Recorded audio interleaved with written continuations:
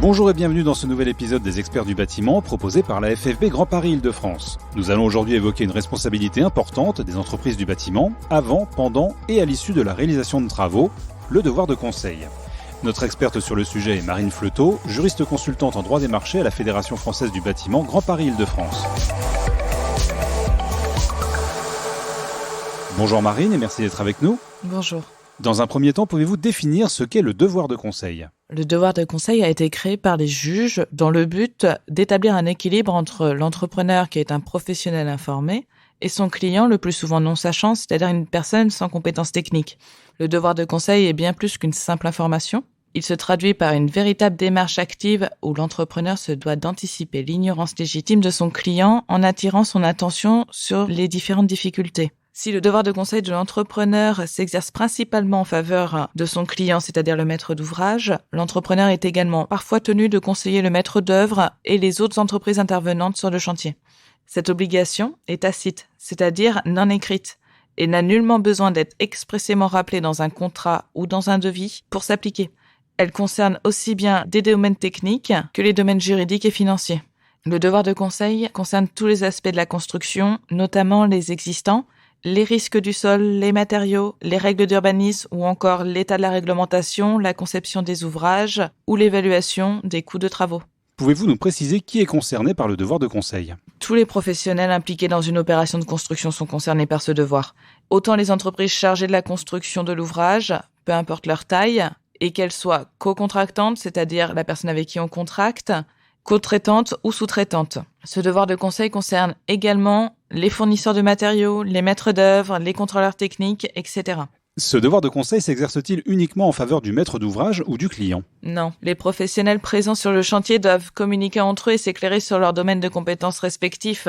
L'entrepreneur doit éclairer son client ainsi que les autres intervenants à l'acte de construire sur tous les aspects de l'opération et ses conséquences. Il doit également les renseigner sur la chronologie à respecter. Il doit notamment attirer l'attention du maître d'ouvrage et celle de l'architecte sur des défauts de conception de plan par exemple. Le fournisseur, quant à lui, doit conseiller le client particulier et éventuellement son co-contractant sur l'emploi d'un produit adapté à ses besoins et doit le renseigner sur les conditions particulières de mise en œuvre s'il s'agit d'un professionnel non averti. Le devoir de conseil s'exerce-t-il également en présence d'un maître d'œuvre ? Tout à fait. Le maître d'œuvre doit faire connaître aux intervenants de l'opération de construire les souhaits du maître d'ouvrage. Il doit également guider ce client sur ses choix en vérifiant la faisabilité, la conformité aux réglementations et aux règles de l'art. Bien que la présence d'un maître d'œuvre vienne diminuer le devoir de conseil de l'entrepreneur, la responsabilité de l'entrepreneur peut quand même être retenue in solidum, c'est-à-dire de façon solidaire à celle du maître d'œuvre. À titre d'exemple, les juges ont récemment retenu la responsabilité d'un entrepreneur spécialisé, malgré la présence d'un maître d'œuvre. L'entrepreneur a été condamné à hauteur de 10% des frais de reprise, ce qui représentait plusieurs centaines de milliers d'euros. Quand le devoir de conseil s'exerce-t-il ? Alors, ce devoir s'exerce dès le début de l'opération de construction et à minima jusqu'à réception des travaux. Naturellement, l'entrepreneur est tenu de conseiller en fonction de ses compétences et des informations en sa possession. Alors Marine, je vous propose de décomposer les opérations chronologiquement. Commençons donc par l'établissement du projet. Alors, il faut savoir que le simple fait de s'adresser à un client ou à un futur client fait naître le devoir de conseil. L'entrepreneur doit s'informer et effectuer toutes les investigations nécessaires pour connaître la situation de celui auquel le conseil est destiné. Il doit notamment les renseigner sur les existants ou encore la configuration du terrain. Le professionnel doit informer son client sur la nature, les risques ou encore la portée des dispositions à prendre et passer en revue avec lui les différentes options envisageables pour accomplir une prestation, en dressant un bilan avantages-inconvénients de chaque solution. Il doit également anticiper les risques et les contraintes du chantier et anticiper les conséquences des choix opérés. Lorsque l'entrepreneur assiste le maître d'ouvrage dans le choix des matériaux ou éléments d'équipement, il l'informe en lui signalant les différents modèles existants et le conseille en lui indiquant celui qui s'avère le mieux adapté. Quels sont les devoirs du constructeur pendant la réalisation des travaux ? Alors, le devoir de constructeur est très étendu envers le maître d'ouvrage, même quand celui-ci se réserve la réalisation de certains travaux. Un client souhaitant réaliser des économies par l'utilisation de procédés inadaptés doit être alerté par le professionnel des risques pouvant en résulter. L'entrepreneur doit suppléer l'absence de maître d'œuvre. S'il estime ses compétences insuffisantes pour assurer seul cette obligation, il doit demander au maître de l'ouvrage de prendre un maître d'œuvre ou un contrôleur technique. À défaut, sa responsabilité contractuelle pourrait être engagée. Enfin, à la réception, le constructeur doit conseiller le client. Il doit communiquer par écrit les consignes d'utilisation et d'entretien de l'ouvrage, de ses équipements et accessoires. Marine, pouvez-vous nous dire comment l'entreprise doit-elle accomplir concrètement son devoir de conseil ? Lorsque le maître de l'ouvrage est non sachant, le devoir de conseil du constructeur est conséquent. Il peut aller jusqu'à contraindre l'entrepreneur de refuser d'intervenir. Dès lors, l'entrepreneur doit être très attentif aux risques en général de sa prestation, voire refuser d'intervenir pour des travaux qui se révéleraient inefficaces. Reprenons comme tout à l'heure une chronologie simple.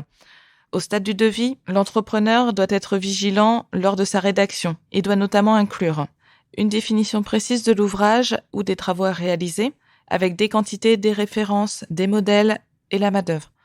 Il doit également inclure la prise en compte de la réglementation en vigueur et des règles de l'art. Également, les aléas de chantier, type intempéries.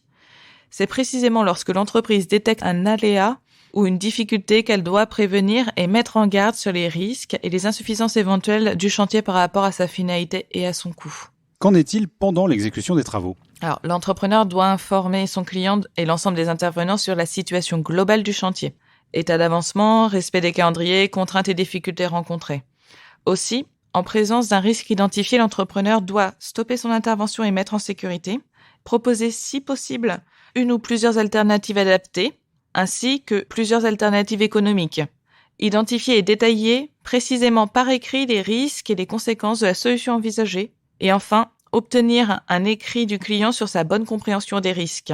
Et si, malgré tous ces avertissements, le client, c'est-à-dire le maître de l'ouvrage, souhaite poursuivre les travaux, l'entrepreneur se trouvera face à un choix. Il peut soit exécuter les travaux et conserver la trace du conseil donné, c'est-à-dire les devis acceptés, échanges écrits, et prendre le risque de voir sa responsabilité engagée, ou il peut refuser d'intervenir et proposer une résiliation amiable du contrat afin d'éviter tout sinistre qui pourrait engager sa responsabilité. Que doit faire l'entrepreneur à la réception des travaux ? À la réception, l'entrepreneur se doit de s'assurer de la rédaction d'un procès-verbal de réception, joindre si nécessaire des photographies, lister les entretiens à effectuer, les consignes d'utilisation et joindre cette liste au PV de réception. Sachez que le seul fait de délivrer des notices d'utilisation du fournisseur ne vaut pas conseil.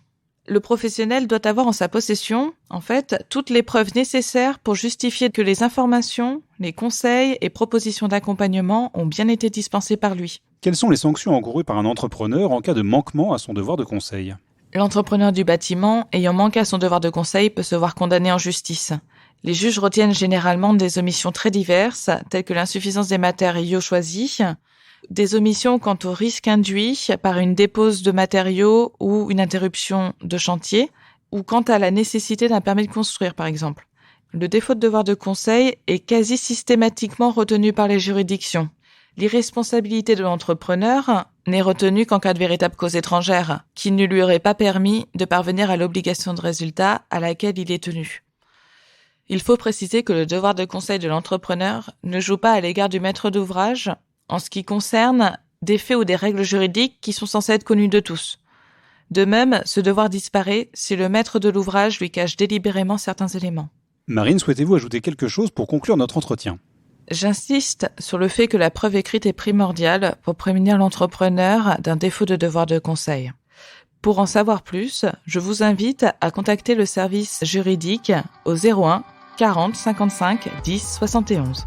Merci beaucoup Marine de nous avoir éclairé sur tous les aspects du devoir de conseil.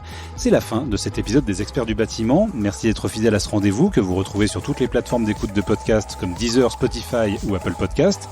Abonnez-vous gratuitement pour ne manquer aucun numéro et si l'émission vous plaît, parlez-en autour de vous. Je vous donne rendez-vous très bientôt pour un nouvel épisode des Experts du bâtiment.